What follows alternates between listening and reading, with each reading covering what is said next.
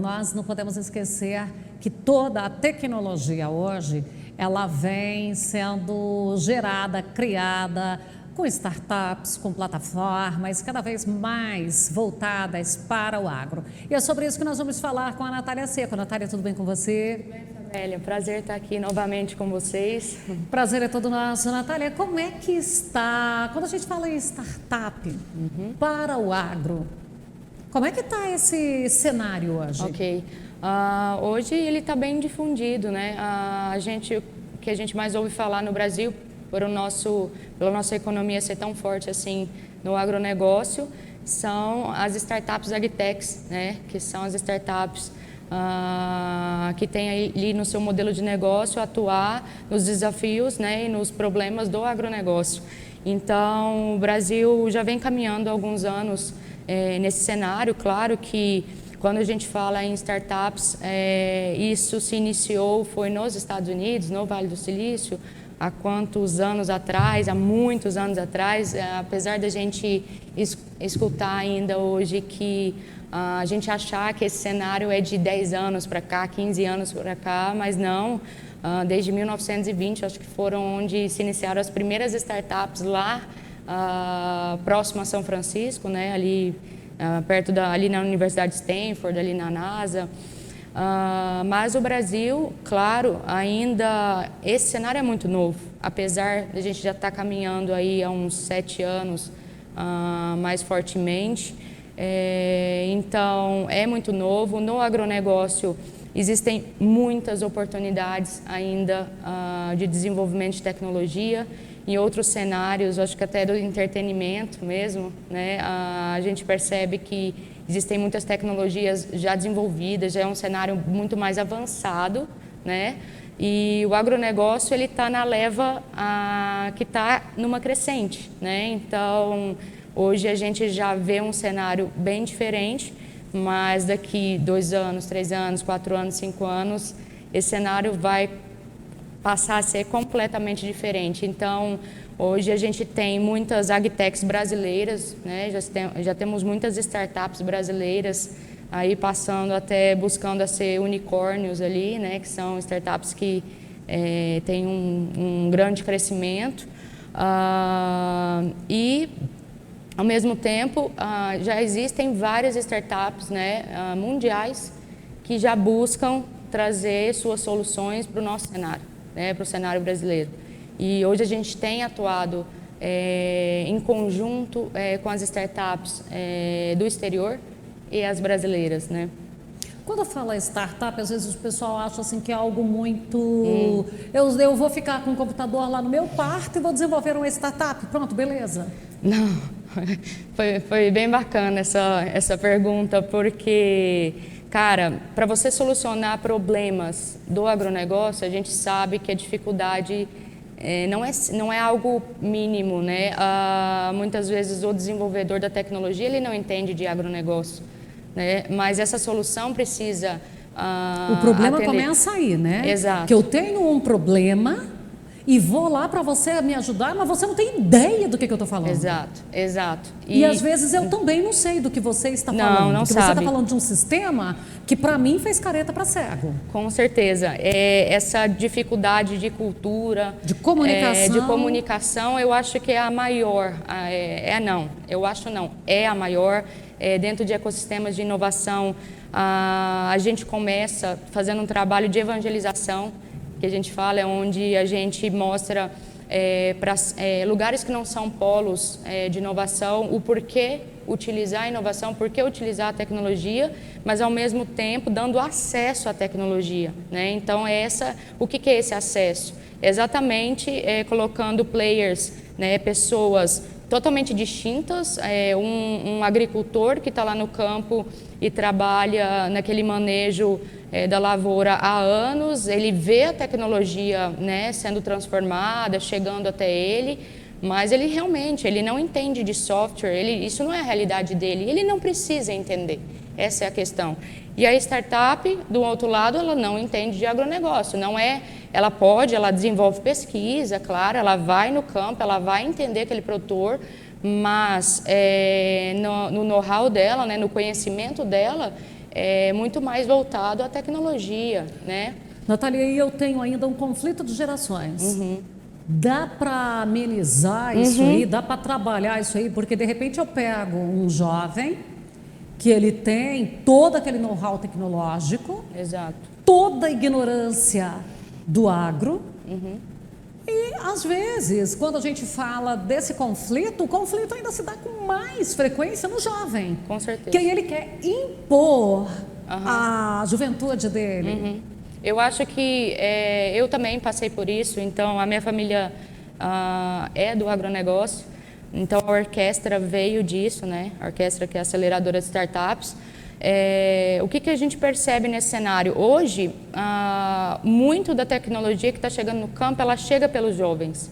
Ok, é natural, porque é a realidade deles, né? Então, apesar de muitos pais, muitos avós terem também uma mentalidade, às Muito vezes, aberta e à frente do tempo, e às vezes mais do que o próprio jovem. Eu já vi muito casos até assim. Porque se nós temos um agro desenvolvido como nós temos hoje, é porque esses produtores que estão na ativa foram ousados. Foram, com certeza. Eles Quando fizeram a isso. startup ainda estava lá no Vale do Silício, ele já estava Eles já desenvolvendo estavam, aqui. exato, do jeito deles, do Nós manejo temos um Vale deles. do Silício exato. aqui, né? A gente tem um vale, a gente é um polo do agro, né? Aí agora o que a gente consegue transformar esse polo do agro também num polo de inovação. Então é agregar uma região assim tão produtiva e ela é eficiente na produção, né? Então a gente consegue trazer mais eficiência para o que já existe. E dentro da que a gente estava falando dessa trabalho de gerações aí, porque realmente as próximas gerações estão já lá dentro do campo com a família, a tecnologia vem para solucionar, na verdade. Por quê? Muitos jovens que não tinham interesse em tocar os negócios dos pais por achar que é campo, sei lá, isso acontece muito em São Paulo, isso é muito realidade de São Paulo, estão tendo interesse. Por quê? Porque tem tecnologia e isso brilha o olho do jovem. E, ao mesmo tempo, mitiga um pouco essa questão cultural, onde, né, o jovem não entende porque o pai ou o avô faz daquele jeito, e o pai e o avô não entendem o que o jovem está querendo dizer. Então, através da tecnologia, eu vejo ainda a união. Mas, claro, a gente precisa ter uma quebra de barreira, né? O medo, às vezes, que o produtor tem, meu Deus, mais tecnologia, o que é isso? O que eu vou fazer com isso? Em vez de pensar dessa forma, é só pensar se você está com parceiros corretos para trabalhar a tecnologia, você vai ter resultado, você vai ter eficiência. Então, não precisa ter medo de ter eficiência. E, automaticamente, os jovens abraçam essas causas porque eles gostam de trabalhar com tecnologia. E é a veia deles, né? Então, a gente vê muita tecnologia entrando no campo através de jovens e dos filhos dos produtores. Natália, quando nós temos, e como eu disse, né, muitas vezes tem gente que sonha que eu vou desenvolver uma startup e vou ficar rico. Aí a gente já viu muita gente quebrando cabeça, acaba que às vezes o termo agro-startup as pessoas ficam até meio, deixa isso para lá. É como fazer para mostrar que uma startup, ela tem uma utilidade, que ela tem uma função. Ok. Legal essa pergunta, até esse é o trabalho, né, da orquestra como acelerador de startups. É claro que... Tipo assim, como identificar que esta tem fundamento e essa aqui é só... Sim, exatamente. A orquestra, primeiro que ela está aqui num grande polo agroindustrial, então o foco dela é bem diferente, às vezes, de outras aceleradoras do mundo. Ela quer trazer startups que resolvam um problema regional e problemas brasileiros. Reais, palpáveis. Exato. E muitas vezes a gente traz já startups, a gente até está agora com um desafio que a gente lançou para os produtores, que é o controle de plantas daninhas resistentes na lavoura. Por que esse desafio? Porque eu consigo trazer uma tecnologia para aplicação em taxa de herbicida variável,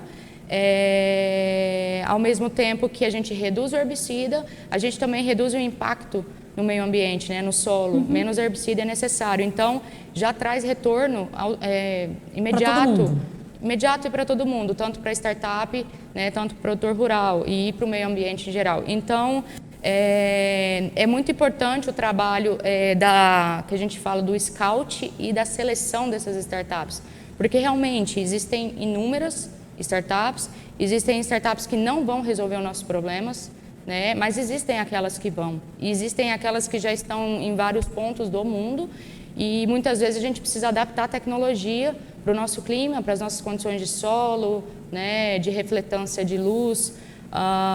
Então, é um papel assim que é importante o trabalho como o da orquestra e de outras aceleradoras e de outros agentes de inovação, de ajudar a selecionar a startup ideal, né, para trazer o retorno. Ter esse olho, ter esse feeling? Com certeza, não é algo simples. Claro que o produtor rural ele sabe o que ele precisa resolver. Algumas coisas sim ele sabe, às vezes ele não sabe no que escolher, né? Porque são tantos problemas, tantos desafios, que ele vai ter dificuldade na escolha da tecnologia usar naquela ferramenta para ele. Exato. O problema ele sabe qual é, sabe. Ele sabe que tem que resolver. E ele sabe, na hora da tecnologia, assim, ele já teve experiência com startups que também não funcionaram ou não conseguiram entregar a operação. Então, ele questiona, isso vai rodar dessa forma? A gente precisou, para o controle de plantas daninhas resistentes, que é algo que já acontece no mundo, em vários lugares do mundo, Inglaterra, então a gente trouxe a Hummingbird, né, startup britânica. Isso já é difundido lá há muitos anos, então assim, a tecnologia roda, tudo bem, mas o produtor aqui, ele falou, cara, deixa eu ver se vai rodar aqui no meu talhão. Então, a orquestra entendendo, porque ela entende a necessidade produtora, entendemos o porquê ele quer ver rodar ali, porque realmente ele tem problemas básicos hoje de infraestrutura. Às vezes, o próprio maquinário dele dá problema, eles ficam perdendo colheita, perdendo, né, tempo, né, time ali, e a gente tem uma janela sempre muito curta. Então, a gente até desenvolveu junto à startup Hummingbird, junto com outras startups britânicas e brasileiras, toda a operação. Então, existem startups que venham para fazer o mapeamento aéreo, onde a gente teve que escolher o drone certo para conseguir mapear no mínimo 1.000 hectares por dia, porque não são todas as empresas de mapeamento aéreo que conseguem essa quantidade de hectares. Então, escolhemos desde então, eu preciso de um drone adequado. Um drone adequado, nesse caso. A gente precisa também de uma infraestrutura de conexão, de conectividade capaz da própria Hummingbird, depois que fez o mapeamento aéreo, ela processar os dados e no tempo certo, aquela grande quantidade de dados, por exemplo, de 1.000 hectares mapeados, Eu também não posso entregar esses dados para o ano que vem, que daí não vai resolver. Exato. E aí eles têm 24 horas para dar retorno e já entrar no pulverizador do Isso aí agricultor. Na prática, é como eu fazer um exame e me dar um laudo médico, para eu levar para o laudo vir, para eu levar para o médico olhar. Exato. E se demorar, não adianta, porque o produtor precisa pulverizar. E é melhor, então, ele pulverizar geral do que vai ficar esperando o dado. Nesse caso, a startup, ela para fazer esse controle de plantas daninhas resistentes, é como a agricultura de precisão? Exato. Só que eu faço a adubação, ali agora eu vou fazer no controle de plantas daninhas. Exato. Dentro da agricultura de precisão, então, realmente a taxa de herbicida, o que acontece? Faz o mapeamento aéreo. Nesse mapeamento aéreo, identifica ali os focos de plantas daninhas, né? E isso joga lá para o banco de dados lá da startup Hummingbird, lá em Londres. Eles fazem o processamento desses dados e geram um mapa de aplicação em taxa variável. E esse mapa de aplicação em taxa variável é inserido nos pulverizadores do produtor rural, e o pulverizador ele vem fazendo aplicação naqueles focos, naqueles pontos em que foi mapeada a planta daninha. E aí é onde tem a grande redução de herbicida, né? A economia, porque ele não distribuiu herbicida generalizado. A gente tem uma média aí, hoje a gente comenta que são 60% aí, em média, de redução de custo no herbicida, mas isso varia muito de acordo com a necessidade de cada talhão. Então, o produtor que tem uma manifestação muito alta de plantas daninhas na lavoura, não compensa esse tipo de tecnologia, porque é mais viável ele aplicar em toda a produção, em todo o talhão, por exemplo. Mas aquelas plantas daninhas, quanto mais recorrente, aí sim você tem a maior taxa de redução. Mas hoje o que a gente percebe? Não tem muito motivo do produtor falar, não vou fazer, porque é muito difícil a gente não entregar uma redução, né, para o produtor, é muito difícil, né? A não ser que... De modo geral, as áreas estão limpas, né? As áreas Exato. não estão infestadas. Não, ele já vem cuidando. E onde é o nosso grande problema? É na resistência. Então, é exatamente aí que essa tecnologia vem trazendo eficiência. Por quê? A partir que a gente pulveriza de forma correta, exatamente nas plantas que têm resistência, é onde a gente também diminui a resistência para os próximos anos. Então, a gente fala que hoje você tem, numa safra, ele consegue em média 60%, né? Mas com o passar dos anos, após muitos anos, ele consegue até 200% de redução de custo no uso do herbicida pelo manejo mais eficiente. Bom, nosso tempo está esgotado, eu quero agradecer a sua presença, Natália, e qualquer informação, qualquer novidade vem trazendo que a gente... Com certeza, obrigada. Um prazer participar aqui com vocês, com informações tão relevantes assim para o produtor.